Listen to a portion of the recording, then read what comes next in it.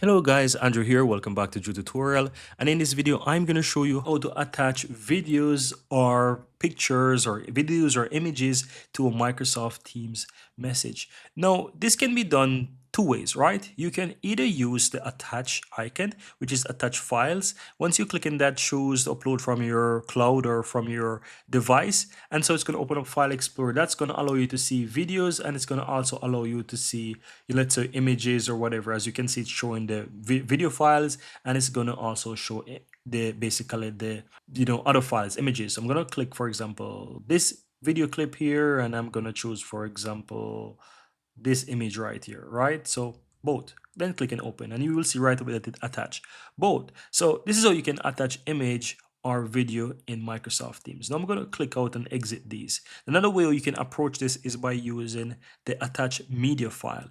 So right here, you can click the second icon right next to it, and this is going to work for the same way to upload images or video files. And the interesting thing is that this button now allows you to only upload, let's say, pictures and videos.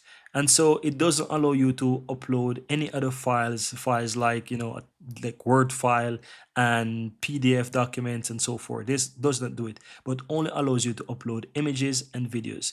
And so if you want to upload images or videos, both work. But if you want to upload something else, just use the attach file option instead. And so that's it. So that's how you can easily upload images or add images and videos to your messages in Microsoft Teams.